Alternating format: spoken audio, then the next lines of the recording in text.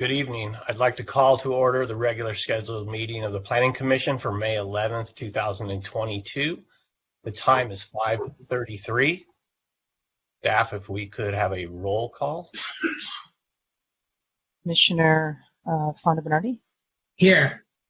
Commissioner Fresco? Here. Commissioner Landris? Here. Commissioner Lambert? Oh, here. Commissioner Raskin? Here. And Chair Reese. Here. Next on our agenda item will be the oath of office for our new commissioner, Mr. Tolkien. Welcome, and I'm going to let staff administer the oath. Great. Sam, if you could please raise your right hand. Yes. What? If you could please raise your right hand. There you go. And repeat after me. I, Samuel M. Tolkien, Samuel M. Tolkien, do solemnly swear do solemnly swear that I will support that I will support the Constitution of the United States the Constitution of the United States and the Constitution of the State of California, and the Constitution of the State of California, and that I will faithfully and that I will faithfully discharge the duties discharge the duties of the Planning Commission. of the Planning Commission. Congratulations and welcome to the Planning Commission. Thank you. Great. I know I speak for all of us when we say we look forward to working with you, and you've joined us at a very challenging time. Welcome. Yes. At this point, I would ask for a planning director's report. A moment here. David can't join us tonight, so I will be giving the director's report on his behalf. So upcoming Planning Commission, we have your next meeting is next week, May 18th. That will be a single item for the Ocean Avenue Project Development Agreement. Then your next meeting after that will be a regular meeting on June the 1st, where we will be reviewing more detailed responses to HCD's letter on the housing element. There will be an alcohol CUP at 1025 Montana Avenue, an ARB appeal at 1707 4th Street, and you'll also be reviewing the resolution of intention for the Santa Monica Outdoors Private Outdoor Space Program. City Council actions recently, April 26th. There was the Oceana Hotel rehearing. The City Council approved the text amendment and the CUP at that meeting. And we also provided an update to the City Council. It was a progress update on the housing element and EIR modification. Basically the same update we will be giving the Planning Commission tonight. Yesterday, May 10th, was a City Council meeting, and they extended the Santa Monica Outdoors pilot program. So that's all of the sidewalk dining and parklets, expanded sidewalk dining, the promenade, Main Street satellite spaces, all of that, all of the outdoor use that you have seen throughout the COVID emergency. That's been extended, and then the fee waivers have also been extended basically to October the 1st, and the idea there is to provide additional time for operators to continue in that fashion while we formulate a permanent parklet program, and also develop the guidelines for the permanent use of private space, outdoor space on private property. So that's why that extension was approved. And then just to note, the Karl Thorpe School appeal that's been pending for some time, it was actually continued from last night's meeting because by council rules, with only 4 council members participating in the meeting, it was continued at the request of the appellant. So we will recalendar that at another available council date. Upcoming City Council on May 24th will be the budget study session. That's obviously a subject of the Commission's agenda tonight. And then on we are looking right now at June the 14th, but might be another different meeting where we will be hopefully bringing something to the Council in June, again on concept responses to HCD's letter on the housing element. And then finally, I wanted to give you some updates on the Regional Early Action Program grants. So those are grants that the city was awarded last year for accessory dwelling units. This is leading into a program, to sort of facilitate production of ADUs in the city. We will be having a community workshop on May the 26th at 6:30 p.m. It is very much geared towards homeowners, and people within the community to educate them about this program and, to share results of a survey that we administered to find out some of the barriers to ADU production. And the whole purpose of this project is to develop sort of an easy-to-use handbook for property owners to use. And then also I wanted to note the other REAP grant project we have is the Bergamot Objective Design Standards. That project is just kicking off, and we will be coming to the Commission with a sort of a study session later on, and we will, so just wanted to make sure that you knew that was on the radar, and it's things that are being worked on right now. And that is all we have for today's report. Thank you very much. Commissioners, do we have questions? Jane. Commissioner Landers. Yes, I just wondered, I did not, I was out of town, and so I did not see the outcome of last night's meeting, and I can't find it in the news. There was a 13 item that I didn't understand about suspending the work of the Housing Commission until the end of June. I was wondering what the outcome of that item was and what impact it would have potentially on the work that we need to do on to the extent that they want to weigh in on the housing element. After a lot of discussion on that item, the council actually did not take any action on that 13 item. Okay, thank you. Yeah. And that actually does remind me that there was another 13 item that will affect the work of the Commission. Eventually it'll be added to our work plan, and it was to prepare a study session on recreational cannabis. So that's something that's obviously a brand new work item, and we will be receiving direction from the city manager as to next steps on that. Thank you. Great. Any other questions at this time? Not seeing any other questions, I'm going to move on to the next agenda item, which would be commission announcements. And I want to start with a couple of procedural announcements first. We are accepting real-time oral public comment by phone for each item. Please check at the top of the posted agenda for the phone number to call once the caller queue for each item opens. The caller queue will open when each item is introduced, and it will close after the fifth public commenter has spoken. Written comments received up to and until noon today have been read by the Commission.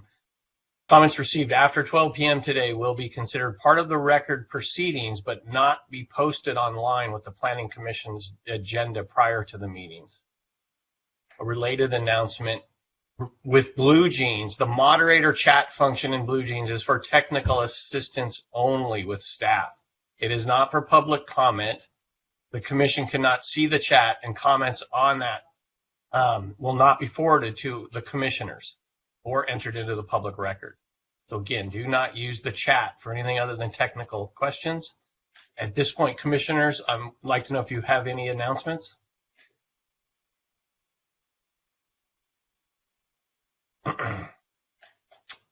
Not seeing any. I will just make one quick announcement, which I should have made when we swore in new Commissioner Tolkien. Commissioner Tolkien, I think everybody on the Commission would be open to answering any questions you have, but I certainly want to put myself out there personally that if there's any questions, I would make myself available. I don't have any right now, but thank you. Okay. Moving on our agenda, go through items 2, 3, 4, 5, 6, 7, and 8, where we do not have any actions. We'll move straight into 9A, and 9A is a progress update discussion on the sixth cycle of the housing element in response to comments received by the California Department of Housing and Community Development.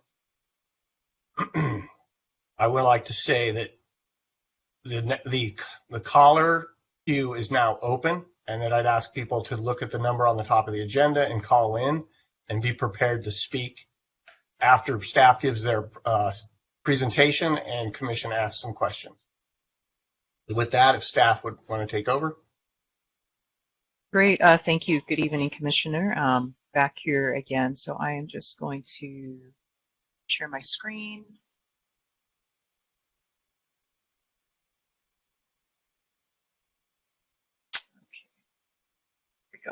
Can you all see that? Yes. So we're here tonight to give you a progress update on the housing element. As the Commission is aware, we received comments from HCD on our housing element on February the 8th. And so for the last 3 months, we have been having consultation calls with HCD. It's been a lot of work to sort of dig in, back into the analysis that was already completed. And basically what we want to highlight for you tonight is, really trying to illuminate from the Commission, where we are at this point and why we are having to do additional environmental analysis and to kind of highlight some of those key issues for you. This is really a precursor to our June 1st meeting with you, where we will be coming back with more detailed proposals, effectively, regarding height and FAR, potentially some red lines if we have them ready, just so that we can continue to advance this discussion. So just a reminder on the background, our RENA, our Regional Housing Needs Assessment, is 8,895 units. So, that means that we have to demonstrate we have the capacity to accommodate this. Our housing element actually studied well more than that. We studied 11,070 units. So our housing element demonstrates that Santa Monica could accommodate approximately those 11,000 units, of which 1,884 units were designated as lower income units on city-owned sites. I will say of that 8,895 units, as we all know, about 69% of them are required to be deed restricted affordable. So, that's why there's a large number of that was dedicated to city-owned sites. Of those 11,000 units that we studied, actually about 9,000 were affordable. The adopted housing element timeline, so it was adopted October 12th, 2021, which was 3 days before the statutory deadline. And then it was transmitted to HCD for a 90-day review period. And as I said, on February the 8th, 2022, we received those comments. And as you recall, we were right smack in the middle of a lot of the zoning work, when we received that letter. However, HCD's position is that the city should have had to adopt a compliant housing element by October 15th. So it wasn't simply the action of the City Council adopting a housing element, it's that it had to have been compliant, which means HCD must have had to reviewed it and certified it before the City Council, had adopted it. In addition to that, housing element law provides another 120 days beyond October 15th to adopt a compliant housing element in order to avoid updating it every 4 years. So that's something we talked about, early in the process. However, there was a bill, Assembly Bill 1398, that took effect in January 1 of this year that replaced that provision with a requirement that cities rezone for their RENA 1 year from the statutory deadline. So that would mean we had to rezone by October 15th, 2022 for our RENA. You can see that places the city right now in quite a catch-22, where we are out of compliance, on the housing element and, moving potentially to, not potentially meet this October 15th, 2022 deadline. What does it mean right now to be out of compliance? In these immediate, right now in this immediate term, the city is out of compliance. So what that means in terms of project approvals, it does provide a streamlined process for any project that includes 20% on-site affordable units to lower income households or 100% moderate income units, even if the project exceeds zoning or loose maximums. So as long as there is a housing project that includes at least 20% on-site to lower income or is 100% moderate, the city is obligated to approve that project. It does not have to meet zoning or loose maximums in order to be approved. Any conditions the city imposes cannot render the project infeasible. That is something that is within the Housing Accountability Act. Right now, also, the city is not eligible for some funding pots that require the city to have a compliant housing element. So there are two in particular, that the city accesses: the Local Housing Trust Fund, and then there's the something called the PLHA, which is the Permanent Local Housing allocation, and those are pots of money the city has historically accessed. We're okay for the last round, but if the city is out of compliance for some time, that would put access to that funding in jeopardy. And then, as we indicated, there's the requirement to rezone for the RENA, October 15th, 2022. And then there's another, set of sort of streamlining triggers. The rezoning is not completed by October 15th, 2022. Then the city must approve any housing project with at least 49% of the units as affordable. If that project is located on an SSI site that meets the densities in the table, the statute is a little bit unclear on that. So we've been seeking clarification from HCD on that because it's not clear whether it's just the SSI sites or sites that are slated for rezoning, which, as you know, is effectively all commercial parcels in the city. And of course, at any point in time, the state can enact or start enforcement proceedings against the city, while we are out of compliance. In terms of what we call kind of long-term consequences, these are sort of over the life of the cycle. There is SB 35, that bill continues to be in effect, and HCD makes a determination every year based on the annual progress reports that are submitted. So every April 1st, we submit the annual progress report to the state, detailing all the building permits that were issued.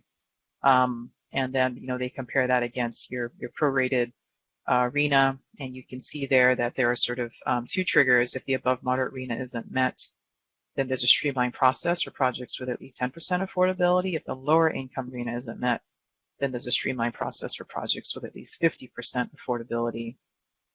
And so, this is just kind of a selection of the highlights, but it doesn't kind of, enumerate the sort of other enforcement capacity, things that HCD could pursue while the city is out of compliance on the housing element.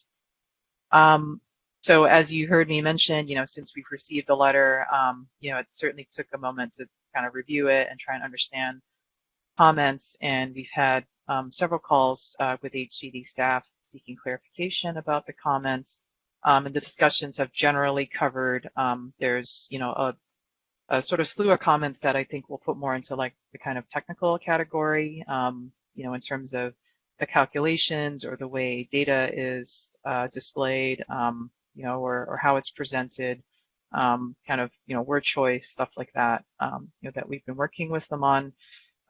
They had particular comments on, I would say, two key programs. One is the city-owned sites program, and the other one has to do with the housing elements compliance with affirmatively furthering fair housing. And there's a particular focus in the R1 zones, and I'll kind of, walk you through some of that logic in a moment. And finally, this approach to remedy the shortfall of sites. This kind of falls into that technical bucket. So you can see here for city-owned sites, the comment basically was that the city has to show greater commitment to demonstrate that the city-owned sites can accommodate the 1,884 affordable units. And this table here is showing kind of the breakdown of the city-owned sites, that are listed in the housing element suitable sites inventory. So one is the parking structure 3 in downtown, that pending project. There's 3 surface parking lots, kind of north and south of Wilshire Boulevard, that are kind of packaged together as one. There's the 4th and Arizona site, the Bergamot Arts Center, and then the parking lots behind Main Street, more or less fronting on Nilsson Way. Those are listed as sites that the city would be committing to put up for affordable housing over the 8-year cycle of this housing element, so between 2021 and 2029. And through discussions with HCD, they've indicated sort of preliminarily, that there are revisions to the program that would be acceptable. So there would, need to be a commitment to a minimum number of units on city-owned sites. So essentially looking at this table, saying that, we commit to, 1,884 units, and that, each of these sites, the numbers you see in this table, that, when the city put out an RFP, for those sites, that, there wouldn't be any less units than you see in the table that would be allowed or approved on those properties. They wanted to see a commitment to issue RFPs on city-owned sites on a regular schedule, so it's not enough. If you recall, the program said, we'll issue one RFP by June of 2023. What they want to see is 2023, 2025, 2027, like on a regular and routine schedule, to show again that commitment. And then explain the process that the city undertakes to pursue development of city-owned sites. So, the process to identify a developer partner. They want that detailed in the program, identify any potential partners for 100% affordable housing, and then kind of list the kinds of tools that the city has used in the past to facilitate affordable housing on public land. This is not something that is foreign to the city by any means. Over the last few decades, the city has produced about 700 units of affordable housing on public land. So this is, again, a process that the city is quite familiar with. And, we're basically kind of enumerating, the specifics of that process in the housing element program. On affirmatively furthering fair housing, this is, as we know, a brand new requirement for housing elements in this sixth cycle. And essentially the HCD comment, said that the program that is in the housing element right now to incentivize one additional ADU in R1 zones and implementing SB 9. We had a study session, with the City Council and with the Planning Commission on SB 9. And really the direction was to, incentivize SB 9, particularly on some of these larger properties. But it's not clear in our discussions with HCD that that is actually sufficient to fully address the AFFH requirement. And we were pointed to other cities that have certified elements. I think Long Beach was an example that they pointed to as element that had metrics for the AFFH requirement. And so we looked at that, but really Santa Monica's issue is that the entire community is highest resource according to the ECAC maps. So it's sort of homogenous, I guess, from that perspective. There's sort of like that less disparity in resources or very obvious from mapping anyway. So they've placed greater emphasis on, analysis of local factors and how the city is overcoming those historic patterns to introduce housing opportunities, particularly affordable housing opportunities, where it's not occurred before. And, as you heard me say, specifically, they're looking for metrics to incentivize housing choice and affordability in R1 zone neighborhoods. They definitely are looking for some sort of mid-cycle review, so something like at the 4-year mark, to assess whether additional actions are needed to achieve those metrics. And I think, some of the questions we have is, what metrics to establish, given what we know, given the analysis that's been conducted with regards to R1 zones and the feasibility of doing affordable units, in those zones. It's a challenge. So, this is definitely going to be an area of further consultation with HCD, in order for us to fully understand, what the thoughts are to fully address this particular comment. And then finally, the shortfall of sites is, one of the technical issues, and basically this is a requirement that you have to analyze, based on existing standards, how many units, what's the realistic capacity of your SSI based on existing standards, and then compare that to your RENA, and then the difference between that is called the shortfall of sites to accommodate low-income units. And essentially what this might lead to is, and we've started to have this discussion with them, is it enough to mention potential zoning changes, or does there need to be, the actual height and FAR enumerated in the housing element? We might need to look at increasing FARs, as a result of some of these comments. So, I think what's the particular comment is really talking about a commitment to acreage and number of units and allowable densities. And, so again, this is an area where we're going to have to work through because there's not, sort of clear guidance as to, what it is that they're looking for. Because, with respect to shortfall, essentially our program of increasing FARs on all the commercial zones, so every, site in a commercial zone, sort of goes beyond even, just addressing the shortfall. And so, it's not clear what's needed to sort of demonstrate it. It appears to maybe be, kind of pulling out the data and putting it into the table so that it's easier to understand. So these comments are, essentially leading to revisions to the EIR that are necessary. So when we say revisions, we mean sort of additional environmental analysis. And the reason for that is two main factors. We had to recategorize some sites on the SSI because, since we did that work, really in September 2021, the city has received a slew of housing projects, so and some of them are on those SSI sites. So, the theoretical capacity on those SSI sites, got moved from one column to basically the pending project column.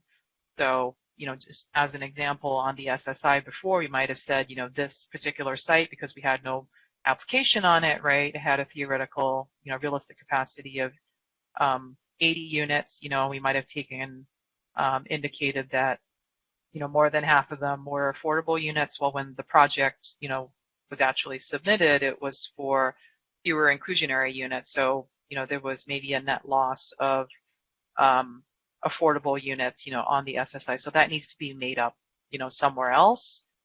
In other sites, in some cases, that would lead to an overall increase in the number of units that needs to be studied. And then secondly, HCD's comment, specified the need to account for the possibility that some of these SSI sites might not become housing. They might be commercial. So, that led to a 15% across the board reduction in zone capacity, which means, again, it's the affordable housing capacity that needs to be made up through, the study of more overall units. And then further, if for some reason through this process the city-owned sites, are not allowed to be used, or we lose one of them or something, capacity would need to increase to over 13,000 units. Right now we think that in order to address these two factors, it could be analyzed with, roughly around 12,500 to 13,000 units. So it's more than the 11,000 that was originally studied, and that's the reason why additional environmental analysis is necessary. So this is just sort of a conceptual diagram of, why the overall capacity goes up. You can see the units here. The 11,000 units was the RENA plus the buffer. 9,168 affordable units were allocated to either be 100% affordable projects or inclusionary projects at 15%. And then, all of those have to fit on the SSI sites, which are these highest probability sites, the sites the most susceptible to turnover, and that was 332 sites in total on the SSI. And because we had to remove sites, so there was fewer number of parcels. And, with that, you have, again, but you have, a lot more units now you have to accommodate over a reduced number of parcels. So, this is kind of a graphic representation as to why overall capacity increased. So, that's kind of an overview of where we're at the moment. In terms of next steps, we will return to the Planning Commission on June 1 with a focus on the factors necessary to establish the project description and additional environmental analysis. So we will be kind of picking up where we last left off with you in February in terms of, talking about proposals for height and FAR across the city, basically distribution, of housing capacity, revised program language for city-owned sites, and then also some concepts for discussion, to address the AFFH requirement. And, if we have any further updates on legislative advocacy, we can share those with you.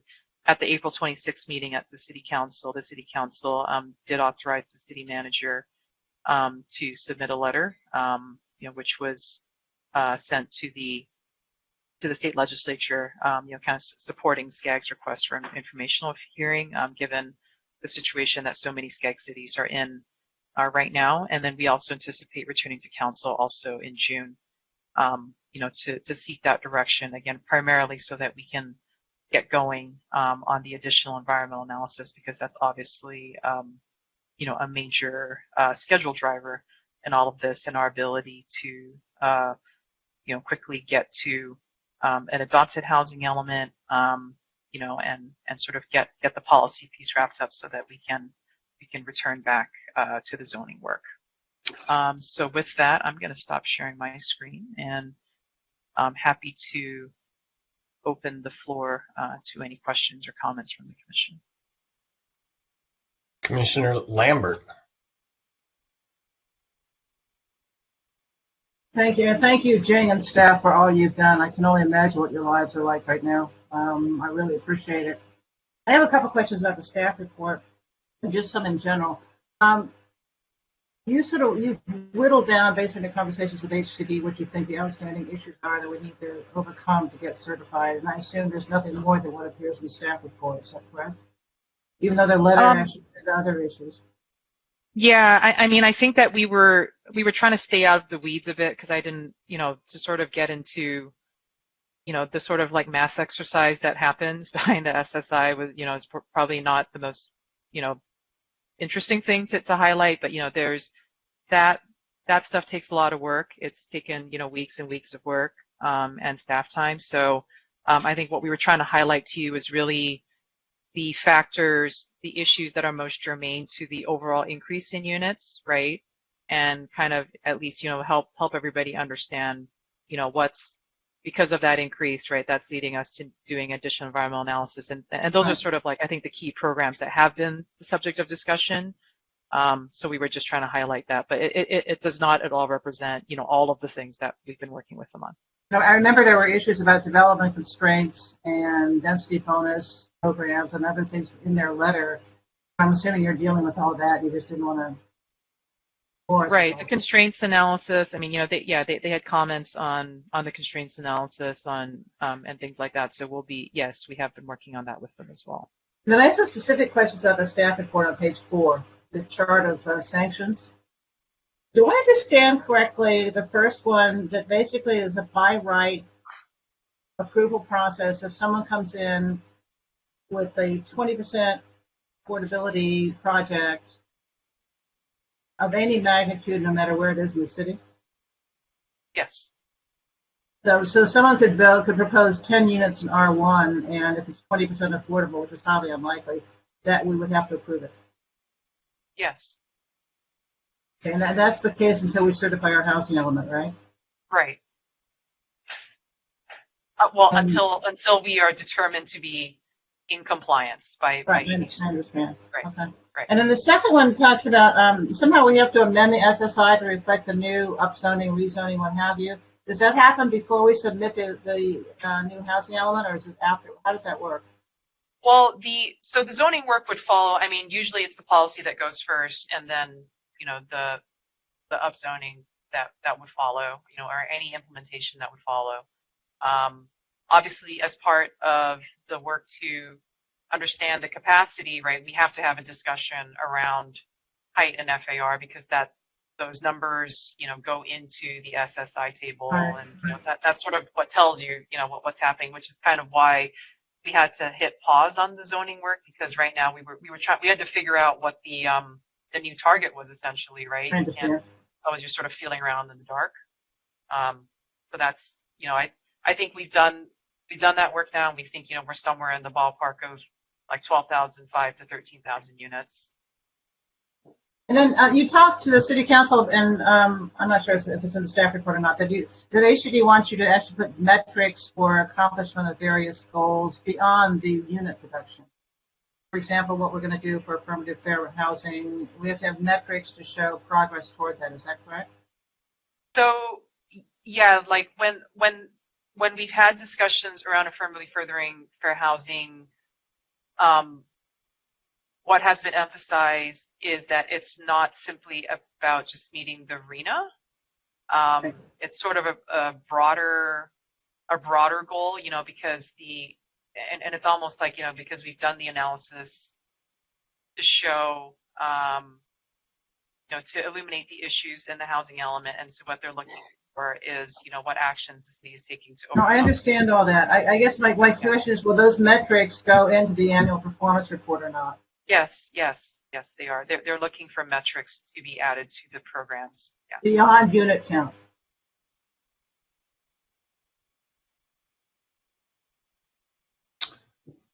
Okay. The other point, I just have one. Jim, is it okay if I ask one more question? Yeah, that's fine. Nina, you're next. Don't worry. I got you. I went through the Long Beach housing element today, and I don't think HCD could have found a city more different than Santa Monica than Long Beach. Demographically, real estate market, I mean, just very, very different, and their focus is very different from our housing element.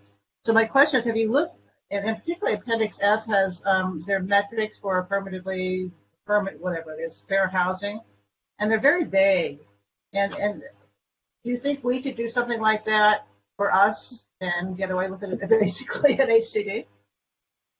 I mean, yeah. For example, they say if they don't meet their objectives by 2025, they may consider doing an affordable housing overlay district.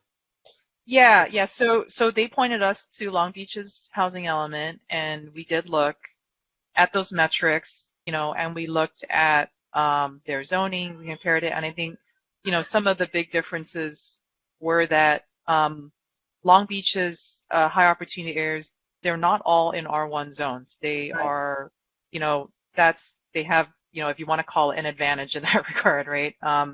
You know, it's in some of their commercial zones and some of their multi-unit zones, and so the context is quite different. It's not, we couldn't just take that language and just apply it to us, you know, knowing full well it's not feasible. Like, it just wouldn't be honest, you know. So that's part, I think, of the ongoing conversations we're going to need to have with HCD, is like, how do we, like, help us understand what is an appropriate metric given Santa Monica's context in history, you know, and given the analysis that we've done, right? Because we've done feasibility analyses, you know, that sort of giving us information and, you know, telling us to just, you know, put metrics in the R1 zone for deed restricted units. Like, it's sort of, you know, I don't know how anyone could sort of straight face say that makes sense, but I think that's part of the conversation.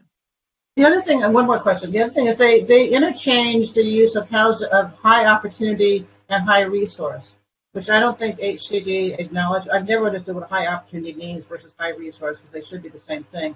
What's your take on that? I think we have we thought of them as the same way, and I don't know if Rachel, in the work that you did on AFFH, did you see a distinction, or was it defined? I don't remember right now. No, they were not defined. I've always taken it as just interchangeable. Well, I mean, the reason I asked is the entire city of Santa Monica is the highest resource area. Correct. I think there was only the entire areas. There was a high resource area and there was the highest resource areas. There was really only two. And in my mind, that was really what those are highest resources, high opportunity were the same thing. Okay, I'm still confused, but I'll just stay that way. Thanks a lot. Thank you, Commissioner Lambert. Commissioner Fresco. Hi. Hi, Jane. Long time no see. So one of the things I just had like an idea, I guess, listening to you just now. This isn't something I've been pondering all week or anything, but you were talking about how a number of our SSI sites have had applications submitted, and that the unit count in those applications ended up having less inclusionary than we were calculating, and that added to, or that contributed to why we have to raise the calculations in our SSI. Is that right? Did I That's right, understand that? Right. So I understand that we can't move forward with zoning until we know what we're doing and we have an EIR and all of that.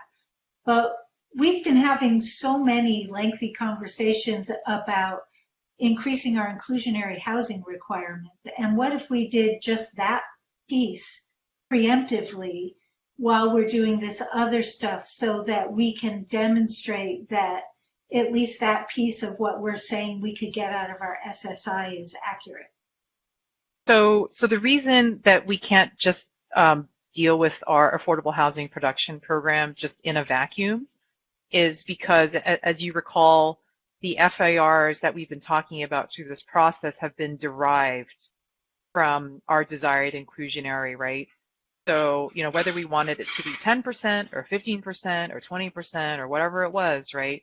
The FARs that are associated with that had to be feasible. So if we just increase the inclusionary, we didn't touch the FARs right now. Right. I know. I told you, I just thought of it while you were talking. Yeah. And actually there's, right. And then there's also another, there's another part of state law where if we adopt an inclusionary program that has, I believe it's 20%, if you do 20% inclusionary, the state has the right to review that or review the feasibility of doing that. So that's, another piece of information. And does it seem like you that this is kind of an insoluble problem?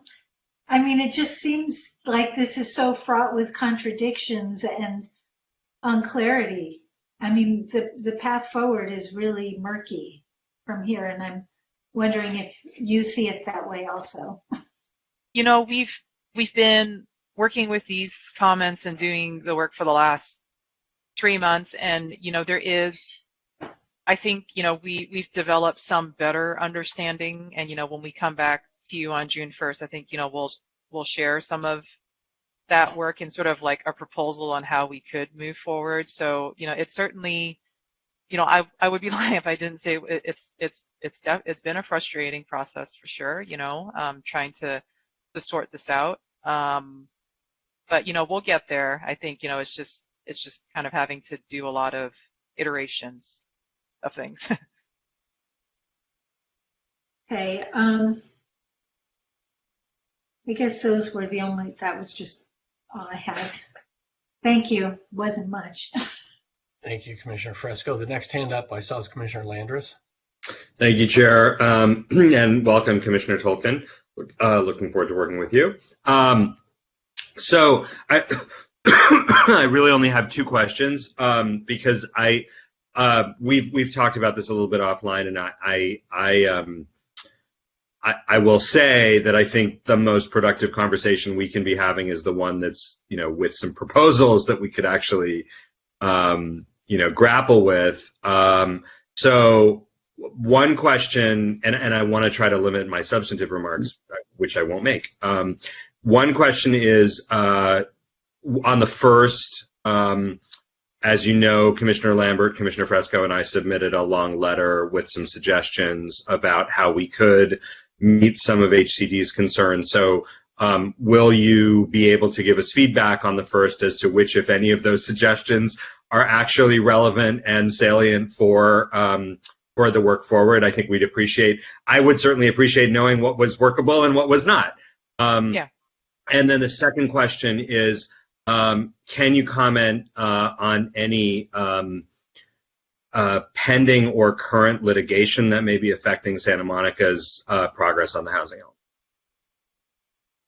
element? Regarding the memo that was prepared, we have not forgotten about that at all, so don't worry. We will be, we're certainly happy on June 1st. We did review that, and we will provide feedback as to, what we need to include, to be responsive to HCD's letter. I'll say just broad brush, right? Some of it delved into sort of like a lot of detail, and in our calls with HCD, we had another one today, they're really keeping it. They really do see a distinction between the policy making in the housing element and then the implementation actions after. So that's part of what. Don't be disappointed if we don't have everything there, because a lot of it was sort of into the details versus the policy, right? So, so we will help parse that out. With respect to litigation, I'm probably just going to have Heidi address that instead, so that I don't say something I'm not supposed to say. So, wise choice. I know there's probably not much. I think we need to discuss at this time. I do appreciate the question. We intend to have the city move forward with its process that it needs to go through to get to a compliant housing element and to get the zoning implemented in accordance with the housing element, that we send back up to HCD and get once we get the determination that is determined compliant.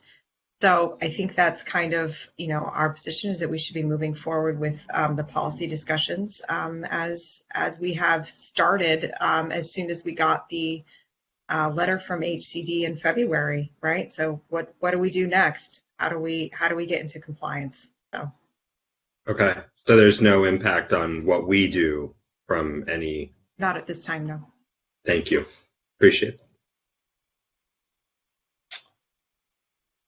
Thank you, Commissioner Landers. Any other questions from other commissioners? Mr. Fonda Bernardi. Couple of things. One, can we add to the SSI list? can you? Oh, you mean add additional sites? Well, so it's not as easy just to sort of just add a site onto it. As you're aware, there was a pretty extensive methodology that's fully explained in the housing element as to how sites were selected, and we would want to be consistent with that because each of the sites were then ranked from highest probability to medium high to medium, and whatever site is added on, it is the standard, in terms of HCD's established guidebook, that you need to have a clear reasoning as to why a site is on there or why it wasn't. So, okay. So for example, take the Gelson site. Is that on or off?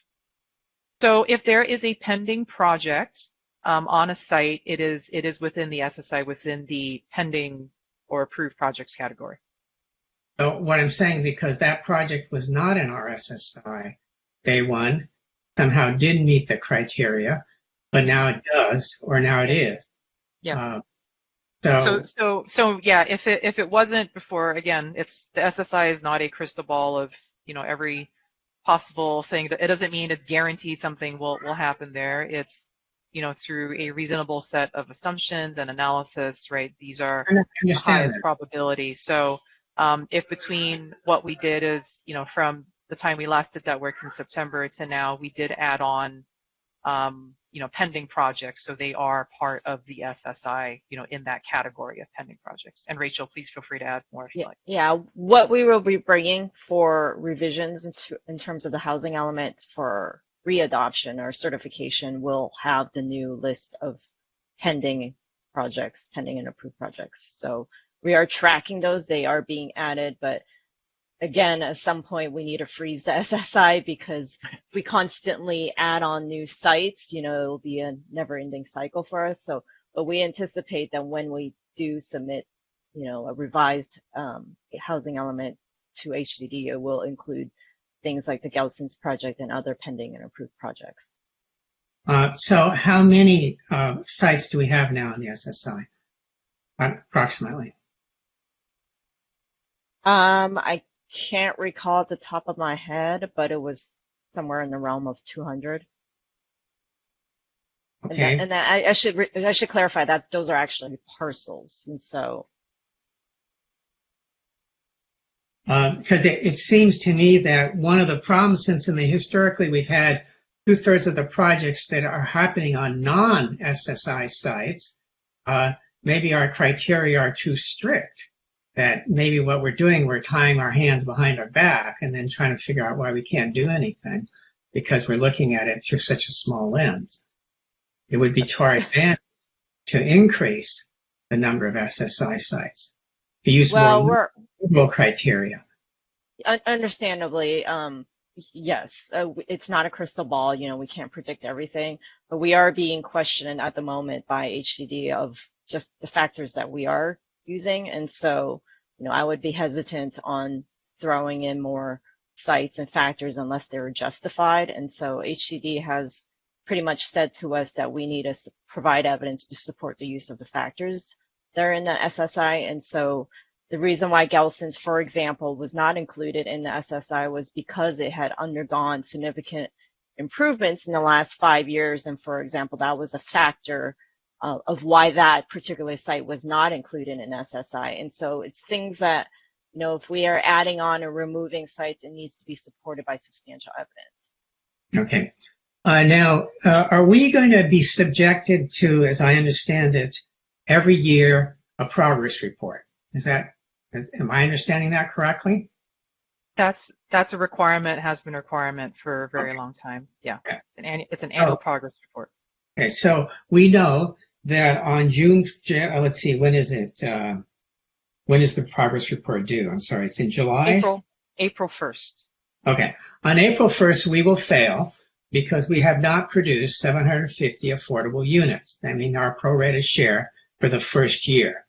When we fail, and it's a statistical certainty we will fail, absent $1 billion to develop those units, what's going to happen?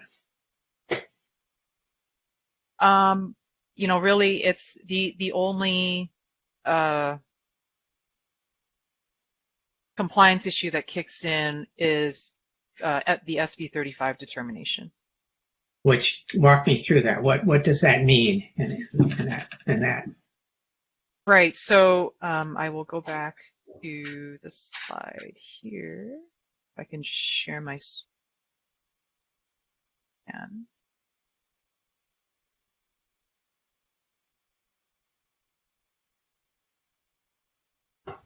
So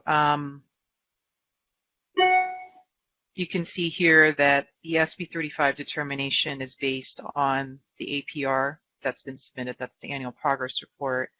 So you can see if your lower income RHNA isn't met, then there's a streamlined process for projects with at least 50% affordability. That's obviously a rare case. What we'll most likely see is 100% affordable projects, which wouldn't be probably too much different, than the process we already have in place. For SB 35, I'm not listing it here, but there's also a number of preconditions, that projects must comply with. It's essentially a law that developers can opt into, so they can exercise their rights. The way I understand it, we already have an amazing, let's say, streamlining process for 100% affordable projects. So what we're really saying, because again, where I'm going with this is we're going to fail every year for the next 8 years. We're not going to produce 6,000 affordable units. Just put that aside. It's not going to happen. So we're going to fail every year, and therefore there's a consequence for that failure. I assume there's a consequence at the 1 year mark. Is there a different consequence at the 4 year mark? As of today, no, there is not.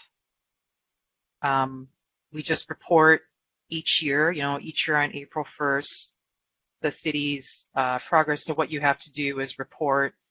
There's a whole bunch of data, and it includes, how many building permits for housing were issued, how many are pending, and then you report on each of the housing programs. As you recall, there's timeframes associated with those housing programs, so you report on progress to achieving all of the things that you said in your housing element. Right. Okay. But where I'm going with this is that if SB 35 has no teeth, and we are going to fail across the board, what other consequences might there be for the city? So as I reviewed in the presentation, and it's in the staff report as well, if the city doesn't, if you don't actually build the units, the only kind of long-term consequence as of today, because, who knows if someone produces a different set of legislation in future years, I can't speak to that. But as of today, it's only SB 35. If, however, we are like we are right now, we're out of compliance. The fact that if the city has a housing element that is, accepted to be in compliance and HCD determines that it's in compliance, then you remain in compliance, right? As long as you are implementing your housing element as you said you would. There's also, over the course of the 8-year cycle, there's a no net loss requirement. What that essentially means is that you can't at any point have zone capacity in your city like below your RENA. So at every moment over the next 8 years, the city has to demonstrate that there is the zone capacity in the city for 8,895 units, which is why the housing element includes, zones for over that. That's why we zone for 11,000 units, because you want to give yourself that buffer as projects are approved over the next 8 years, right? And, as you're noticing now, right, when pending projects are submitted, oftentimes they have fewer affordable units than we assumed in the SSI. And so you want to make sure you plan for that buffer so that we're not constantly having to rezone to make up that loss of affordable unit capacity. So, and the other danger point I see, the many danger points, is that if they want us to commit to X number of units on all those city lands, we're never going to meet that. Those numbers are very high. They're really beyond the level of attainability at this point, technically. Just looking at the sites that are on Main Street, there's going to be a battle over Fifth in Arizona for a park there. There are a lot of ways those city lands are not going to produce 1,884 units. So I think what's happening here is HCD is asking ourselves to put our head in the noose, and the noose we already know is too tight. We don't see a way around that.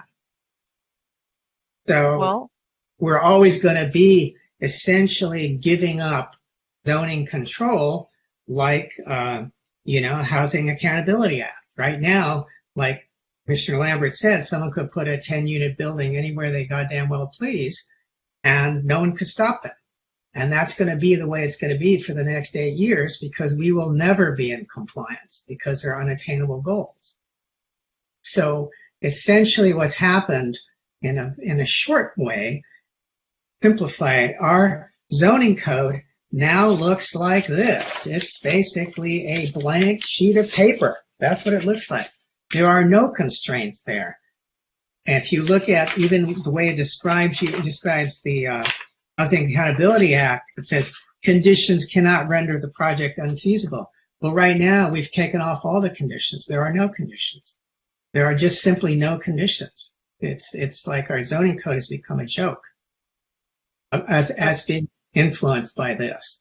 So why are we doing this? Where there's got to be a better solution, a better way of framing this to deal with it. Otherwise, like I say, we're just building in something that can't work. So I don't think that we're at the point where we're just throwing our hands in the air. We're in a process, and we're just going to take it a step at a time. And I know it feels like there's a lot of rules, and there are. There's a lot of new state laws and what have you. But the city does retain a measure of control, certainly, in establishing local standards. And the process we're in right now, right, the key focus is in addressing these comments and getting to a compliant housing element. And we're not, I don't think that is an insurmountable goal, right, to get to. It's going to take some work to get there, and we will eventually get there. And then we'll go back to the zoning piece that the Planning Commission was deep into hearings on as of February. And, that was, work that was already happening, and we'll pick up, on that. But it doesn't mean that, there's no standards. That's certainly not the case at all. There will be standards. Just, in this moment that we're out of compliance, there are other different rules that kick in, but it doesn't mean that, it is not the city's intention to be forever out of compliance. That's not at all the case. I'm afraid that it's not our intention. It's not our intention, but that's what's happening. In other words, HED has raised the bar so high when 198 cities fail out of the 200s in SCAG, that tells you something. And it seems sort of like a total fool's errand right now to engage in this process. Yeah, and it's understandable to feel that way because it's, this is a new cycle. This is the first cycle, that is testing all of these new rules, and we're every city is sorting their way through it. Cities are getting certified, right? So that's the good news. It's slow but steady progress, and again, the intent is to get there. We've been looking at these comments, and we will be back to the commission and back to the council, to work through this process and working with HCD to, bring forward proposals that will address those comments, and get the city into compliance. So that's what we're working towards, and that's what we'll focus on at this moment. Okay, my last question has regards to the EIR. The EIR has to consider 13,000 units, if I'm not mistaken. Right. Currently, that going forward in terms of the additional analysis, that's kind of what we figured out. As far as the EIR is concerned, it doesn't matter whether those units are affordable units or market rate units. Is that correct? They each take up the same amount of water. They require the same number of schools, the same number of police, et cetera, et cetera, et cetera, et cetera. Is that correct? Yeah, right. We analyzed the overall number. And what is the EIR going to do about the water situation? I think we would, look at, we would analyze. So analysis has been done. It's not that there wasn't any analysis for water supply. There was, and the EIR was certified for the 11,000 units. So, we would have to analyze that issue for the additional, roughly 2,000 units that would be studied in this additional analysis. And 2,000 units, though, in a drought condition is very different than 2,000 units or even 11,000 units in a ideal condition that we've been sort of modeling in the past. So the purpose of the EIR is not to resolve these issues and these problems. It's a disclosure document. So we will be analyzing that, but I can't guarantee that we will know exactly what to do about these issues and these problems. We recognize that it's a significant number of units, and so what the EIR will be doing is analyzing what the impacts are. It's not a problem-solving document; it's a disclosure document. So that's okay. So, but the public works on that. Because this is a document that's used to generate policy. We have a policy at the city level that we're still supposed to be water neutral, and by 2023, which is just a few months away. And where we're not, when we're not, there are no penalties other than the fact that the city water fees are going to double and triple and quadruple. So how far do we want to engage in these sort of wishful scenarios of 13,000 units or start running into these very real limits to growth? When does that happen? When do we admit ourselves that we're building on unsustainable foundations? Literally unsustainable foundations. For the record, the EIR did analyze the water supply impacts of the 11,000, and we did call it a significant and unavoidable impact, recognizing that, the water neutrality goals may not be met under, such a scenario where we're seeing a lot of units in such a short amount of time. The same discussion goes to the net neutrality for the whole state by 2045. Again, our zoning code makes it physically impossible to do that. So again, who are we deluding? Why do we engage in these sort of wishful thinking scenarios? You say it's just a notifying, a recognition. We recognize these things today. We don't need $200,000 EIR to tell us that we're not meeting our sustainability issues as a state, much less as a city. So again, why are we doing this? Yeah, I understand, you're asking some philosophical questions and policy questions, and it's natural to ask those questions. Again, the process we're in, is this housing element process that sets forth requirements the city has to meet, right? We have to meet the requirements under CEQA, and as Rachel said, those impacts are disclosed. And these questions you're asking, they're fair, right? They're good ones. They're certainly for debate, but is it an option, for the city just to, not do it? That's not direction that we have received, from the city council, to simply not pursue this process. I'm not asking us not to pursue it. I'm asking us to be realistic about it. That's the problem. These are not realistic processes. They're not realistic goals. They're not based on any credible path forward. Right. And these are not goals that, the city did not write the legislation. The city didn't set the rules, for this cycle of the housing element, right? The direction, that we're heading towards is to, achieve a compliant housing element. And, these questions you're asking sort of on a statewide basis, right? That certainly is issues that are beyond Santa Monica, and certainly, can, and they have been, should be debated at the legislative level. And that's all the questions I had.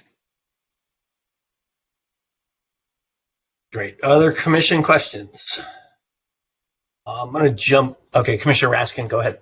Vice Chair Raskin. I've just got one. Again, it's a semi-rhetorical question, but for the 20%, well, the projects that have 20% inclusionary units that we were talking about earlier that now have to be approved, those are only housing development projects as defined by the HAA. Is that right? The 20% projects, those ones, you know what? Let us double check that. I'm pretty sure it's referring back to the HAA, because there's two. The other trigger, if you don't meet the rezoning, there's actually a particular definition of housing development project that is different than the HAA. And Heidi, correct me if I'm wrong, but under No, the that's current one, correct. right? Yeah. Mm-hmm. Mm-hmm. So the 20% that Jing mentioned earlier, that is actually in the HAA, and it is just the definition of a housing development project for purposes of the HAA. I mean, there is a separate provision for those kind of like low income, but that's not what this is. That is just housing development project that sets aside 20%. Right. So I mean, just to address, this concern, if anyone has it, you couldn't, for example, bring forward a proposal for like a factory with 5 housing units and make one of them affordable or something like that. No, you still have to have the 67% residential uses. Yeah. Right. Okay, that's it. Okay, quick question I have for you, staff, is has the city dealt with the state? There's a state Article 34 that I'm starting to learn about, and we're running into this cap in other jurisdictions about how much affordable can be built without public review or approval. And I imagine Santa Monica has dealt with this in the past because we've been so good on the affordable, but I'm seeing this is another chilling effect, that the state is telling us we have to build this ridiculous amount of units, but then they have this old law that would preclude cities from building affordable without going back to their voters. Heard of that? Article 34? Yes, yeah. I'm going to have Heidi jump in because I'm just on information overload. So we at one point definitely looked at this issue. So right. So you are correct. It's it actually has to do with financing, right, for affordable housing, and it's also related to somewhat related to Measure I, the city's local law surrounding that as well. It is something that we are aware of. I think when we looked, if I recall, and we can confirm this, We did not anticipate it being an issue. There is an analysis in Appendix F, I believe, on whether or not we believed that that provision or Measure I would impede our ability to meet our numbers. And I believe we determined at the time that it was not going to be an impediment for this cycle. But we can look at that language for you because it is an excellent question because it's a very sticky provision. Yeah, I'd be interested to hear more about it because, I mean, we must have given ourselves a huge cap if we're able to accommodate it with these new RENA numbers. So I appreciate any follow-up you could have on that. Any other commission questions right now? Oh, Commissioner Tolkien.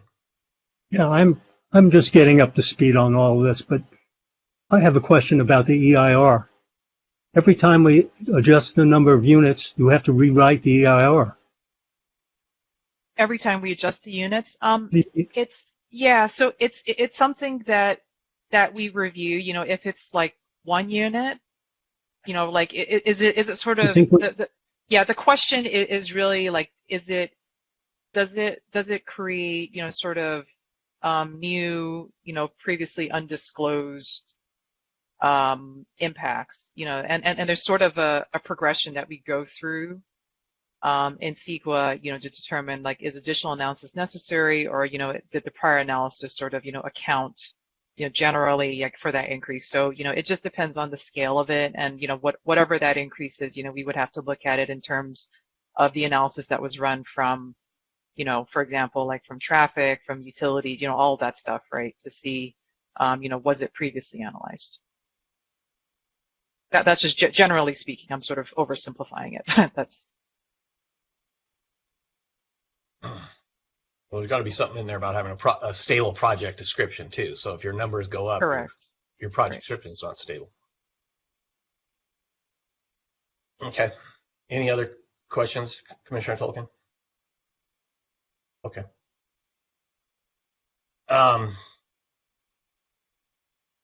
This was just, do you need anything else? I mean, is there anything that you would say to us of you guys should prepare for this, because we're bringing this back and you should bone up on this information?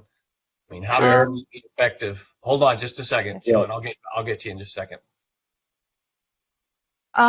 You know, I think that on June 1st, what we will be bringing back to the commission is sort of our best, I'll call it recommendation or proposal, you know, as to, you know, addressing HCD's comments, and then particularly the AFFH comments, and, you know, taking into account the Planning Commission's discussions on this, you know, from December through February.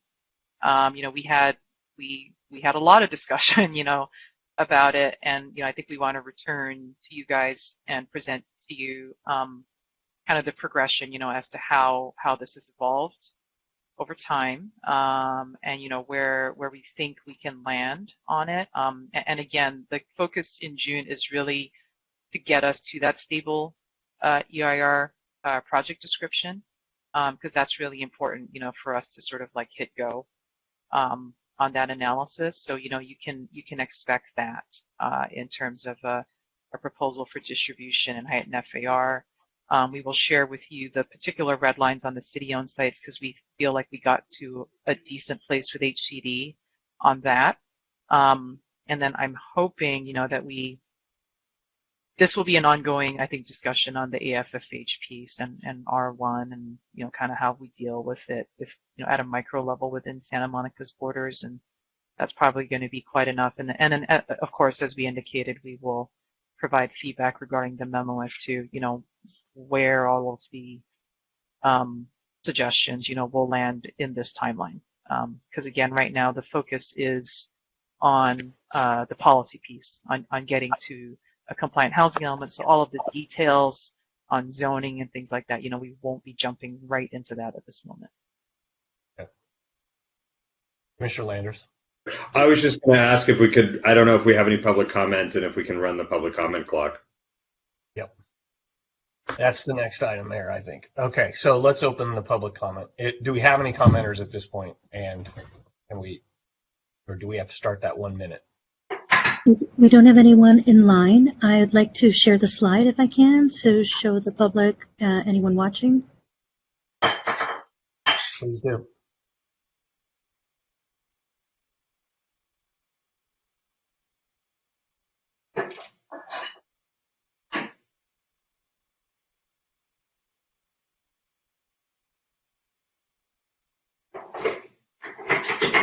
Can you see that? We see your slide, and now we see the clock. Great, thank you.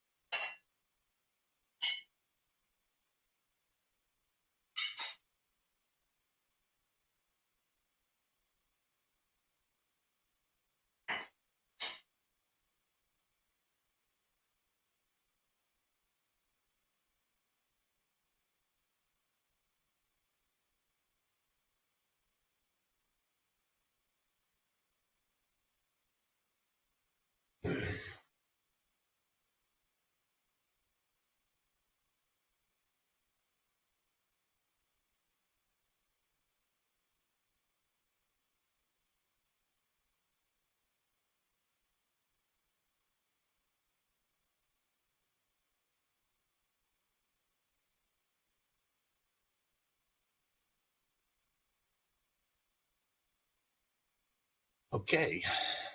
How'd we do, Wendy? Do we pick up any And that comments? is 1 minute, and there's no for public comment. Thank you, Chair. Okay. All right, commissioners, last chance to comment on this right now. Seeing no hands, I'm going to push forward onto item 9B.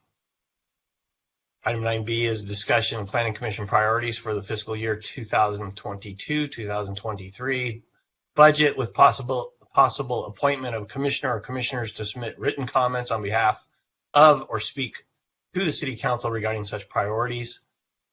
First, I'd like to announce the public comment is open and that there should be a number at the top of the agenda for individuals to call.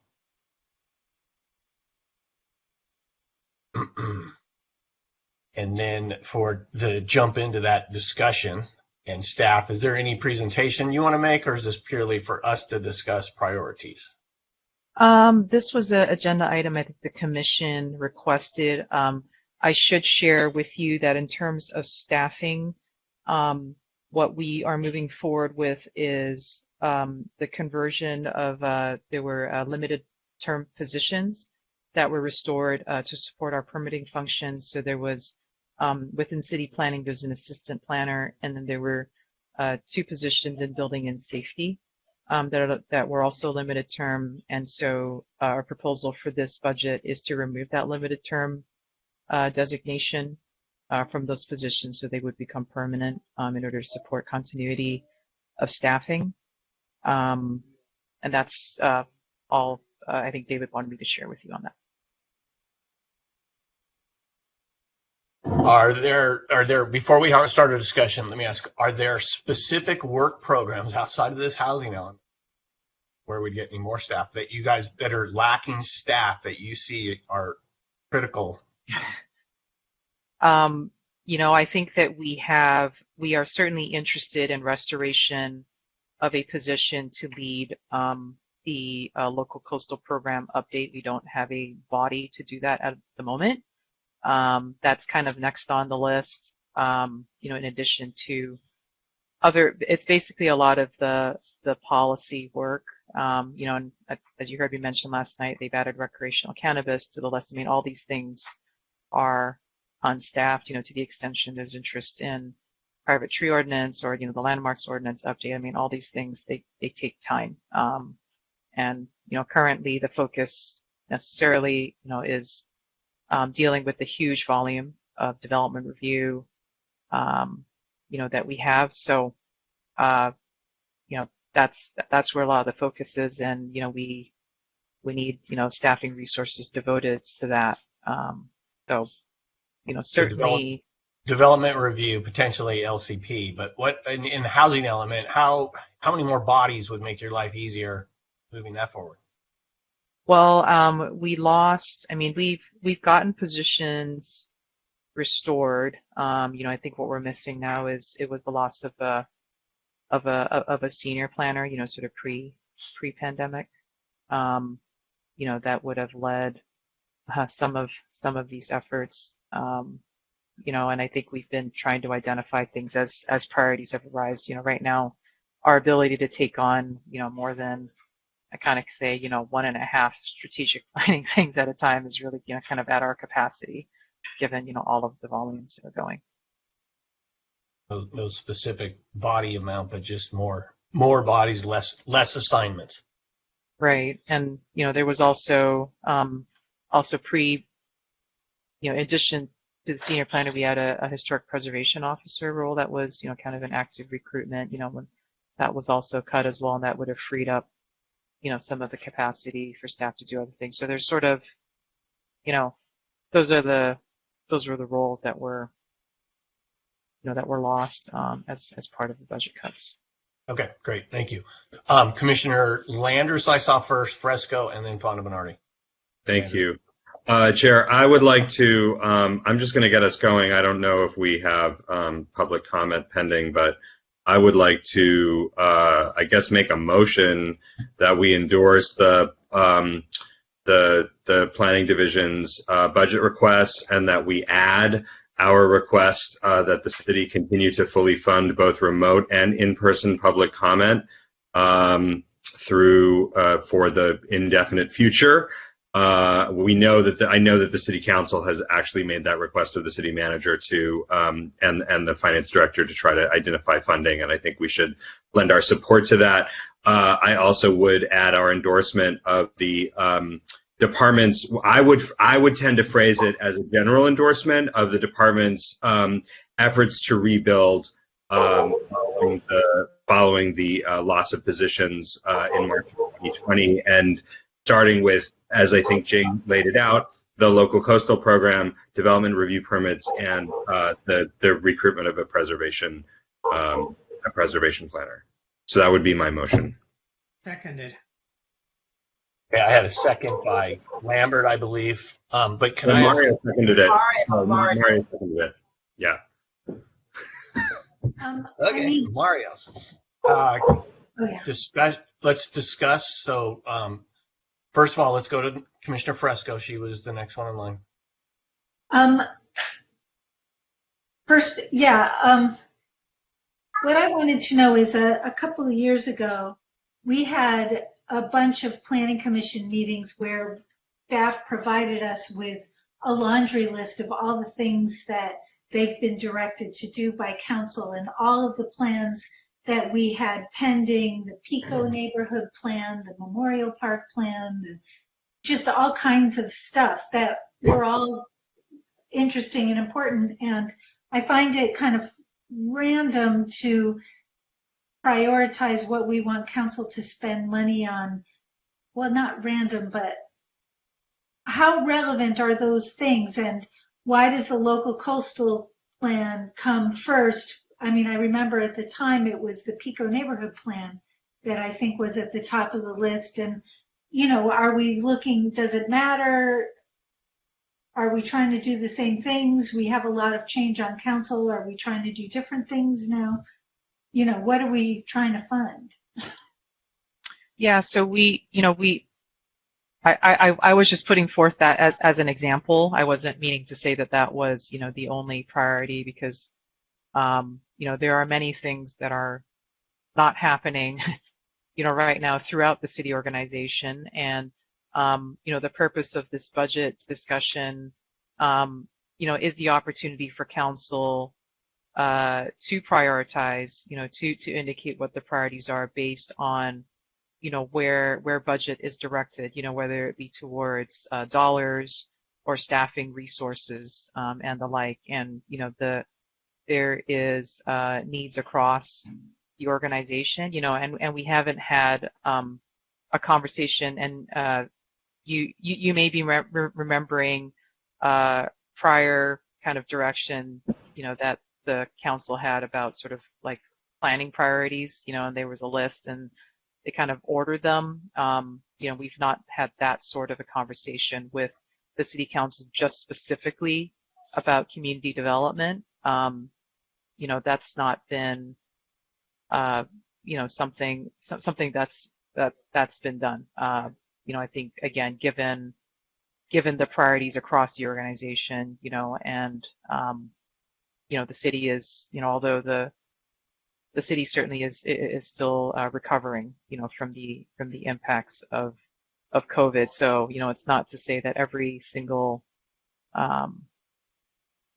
issue can be funded or addressed, immediately in this budget cycle, and to recognize this is an exception year, versus the next biennial budget, which would be, the next 2-year cycle, which should be next fiscal year. Okay. Right. So, I guess I would need to hear Sean's motion again, because I think that obviously we need to increase staffing and get more people on permanently so we can function better. But I just want to make sure that we're not committing to things that in an order that might not be expedient by the way we make those choices. Certainly go ahead and reiterate.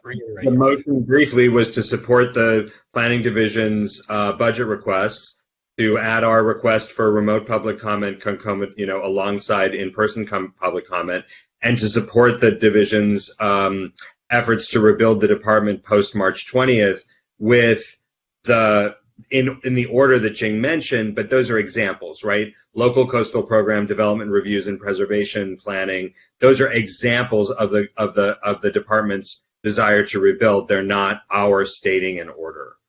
But if that's not, that was what was not clear right, about. Okay. Yeah. Okay. So hold on. I have that as really two key things. One is to support the planning department's budget request, which then could include their items such as local coastal plan and permit processing, but it could include other items we're not specifying. And then a second prong is to have money for remote meetings or both remote and in-person meetings. Public comment, not meetings. Remote and in-person public comment. Right. Public comment. Fine. Okay. So Commissioner Flanagan already had his hand up next. I have really three questions. Really, if we are staffing up, and God willing, we're able to do that, do you feel right now it's a good environment to hire planners? Is that something that is there an abundance of planners, or are these, we have to steal them from other cities, basically?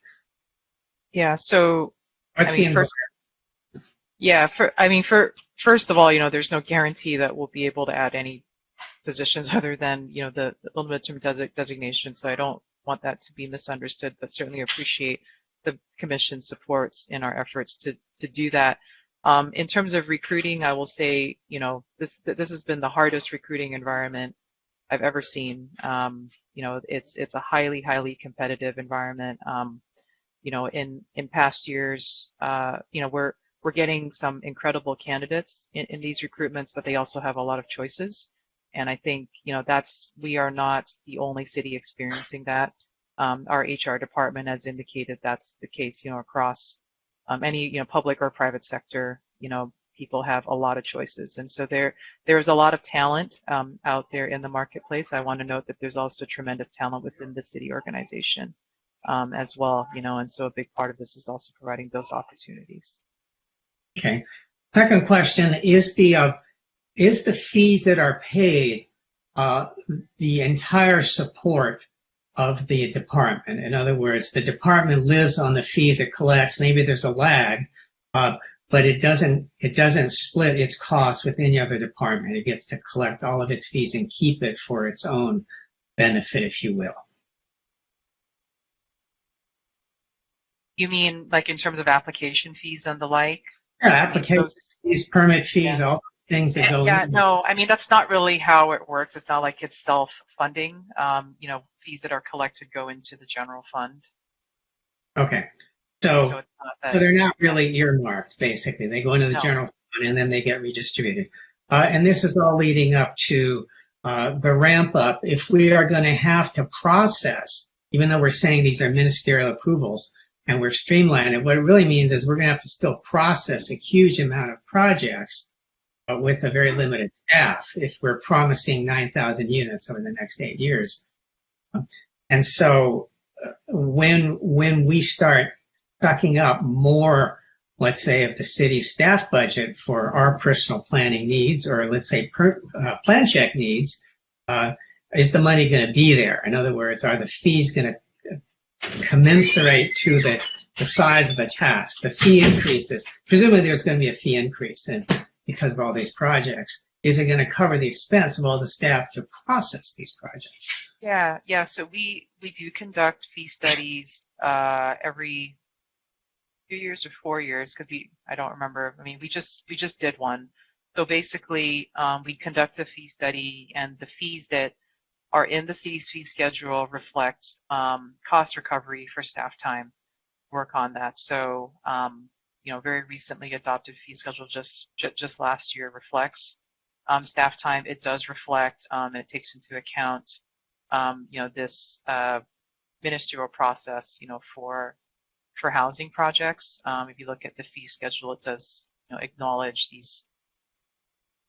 the kinds of projects that we're seeing and the level of effort necessary to review those projects. And that's just not for planning, but also other reviewing departments as well. Okay. A last question. Right now, what is the workload of the plan check portion of it, meaning the building department portion? Are they, before we layer on all this new development, are they stable? Are they keeping afloat, or are they getting slowly falling behind, meaning they can't process jobs fast enough? I can't speak to that. I don't have that data in front of me, but, just across the board, we lost positions everywhere, including building and safety, who oversees that, permitting and plan check portion. So the volume has been high. It's been high throughout the pandemic, and it will continue to be so. So everyone's doing the best they can to get those projects reviewed. Okay, thank you. Any other comments right now? We haven't heard from Commissioner Raskin. Let's go there first. Commissioner Landers, just so I'm understanding this motion correctly, when you're talking about supporting staff's budget priorities, are you referring to, just what we've heard tonight, or is there a document that you're referring to that I'm not aware of? No, I'm referring to what Jing talked about, prioritizing the conversion of the temporary, the time limited positions to more permanent ones. I mean, this is essentially a rebuild mode. Because the division lost so many staff after March 2020. So essentially, I'm just trying to track with them on their rebuild. And I think Commissioner Fonda Bernardi has effectively outlined the question of, are we going to be in position to actually do the things that we're talking about theoretically doing? And then the remote public comment. So. Got it. Yeah, I just wanted to make sure there wasn't like a budget worksheet that I was missing somewhere in the sea of everything else. Just a quick question for Jing. We've been talking about this urban forestry ordinance update for years, and in terms of staffing, have you had any discussions with Public Works about maybe utilizing some of their staff resources to get that over the finish line?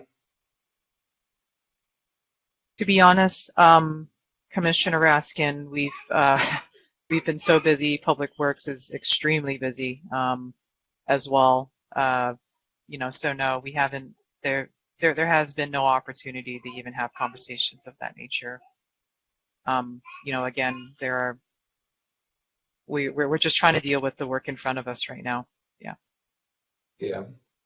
And I guess some questions before this meeting about the state of code enforcement, and I'm curious if that factors into the budget priorities at all. Certainly it does. I think that's definitely part of the budget priorities. I was just listing, I wasn't listing all of CDD's requests. It's really sort of things the commission doesn't normally deal with code enforcement, but there are requests for budget requests for code enforcement, particularly related to the work on the pier.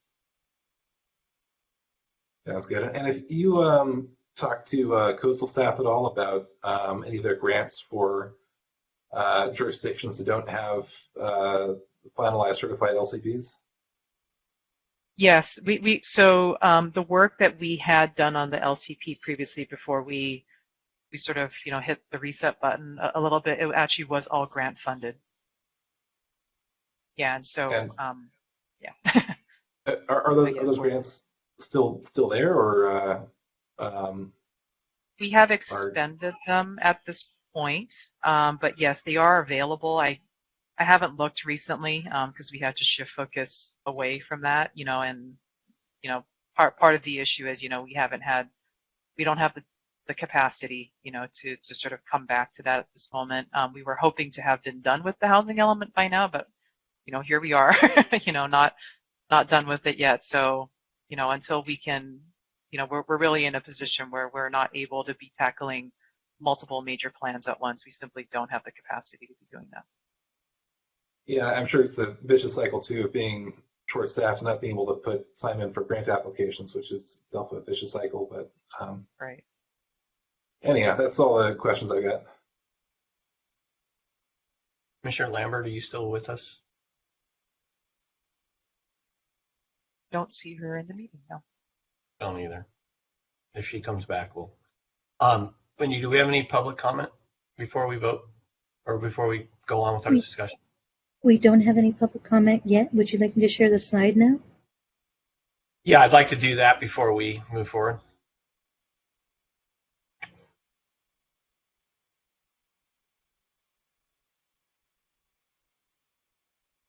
Well, it's still on 9A, but that'll work.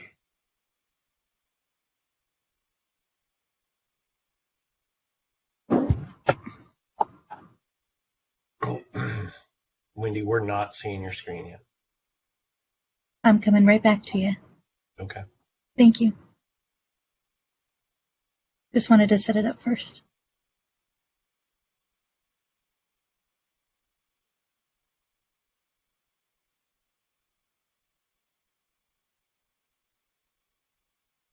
Commission, I don't think there's any rule that we can't talk during this, and I'd like to I'm going to suggest a friendly amendment that was brought up by Commissioner Raskin, which is code enforcement, because that has been, ever since I've been on commission, a deficiency that really directly affects residents.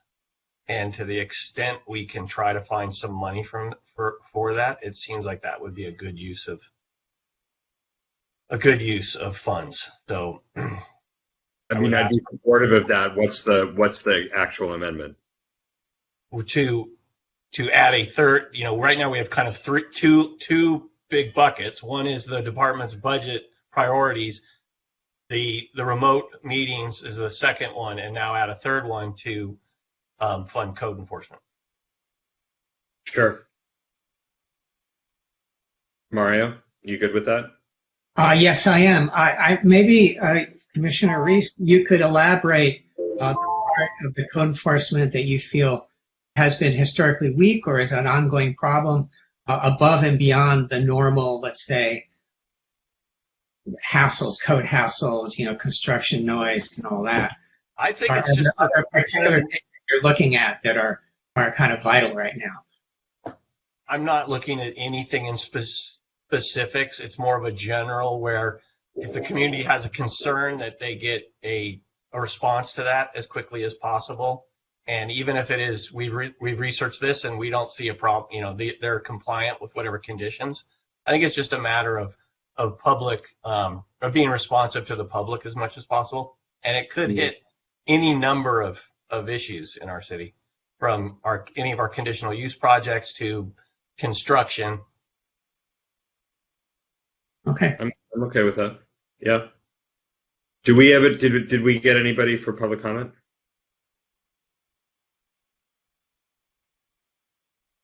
Wendy, did we have any No, comments? no, we haven't. I was just answering Sean's message. He said he believed there was someone waiting. I think someone was. I gather that there may be someone waiting to give public comment. I don't see them in the queue, Commissioner. They had called in and were surprised to be told that they didn't exist. No, I Well, didn't But unmute anyone. I get them in. Okay. Okay, well, I apologize to that individual if they didn't make it on. We did try to open that up for them. Yep. Okay. No worries. Let's move forward. Is there any other discussion on this motion? Let's go for this motion, then we'll decide how we're going to present it. Okay. So I'd like to call the question on this motion. Great. Commissioner Fondo Bernardi, Yes. Commissioner Fresco, Yes. Commissioner Landris, Yes. Commissioner Lambert is not here. Commissioner Raskin, Yes. Commissioner Tolkien. Just unmute yourself there.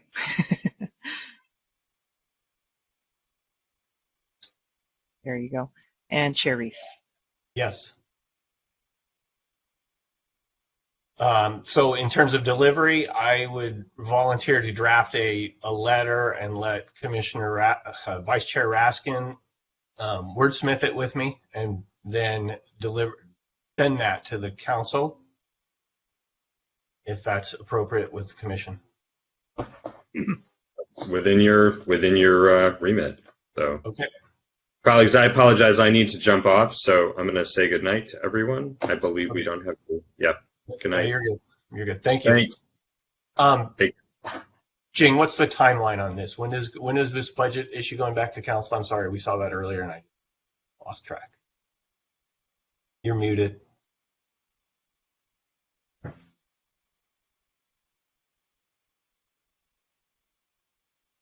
I can't hear you. Oh, that's weird. Hi, can you hear me now? Now, I hear you now. There we go. Okay. The budget study session is scheduled for May the 24th. So I would suggest, usually the agenda gets posted for this. They usually have it pretty early in advance, either Tuesday or Wednesday of next week. So any letter you want to submit can be given, emailed. You know, if you give it to us, we will get it to the clerk.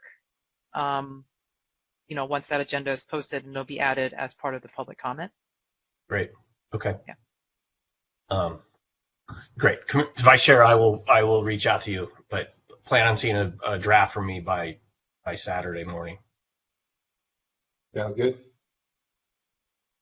Okay. That is the end of 9B. Thank you very much. Now we just have general public input on anything that's not part of our agenda. So at this point, I'd like to put the phone number up, just open the queue and open up our 1 minute timer.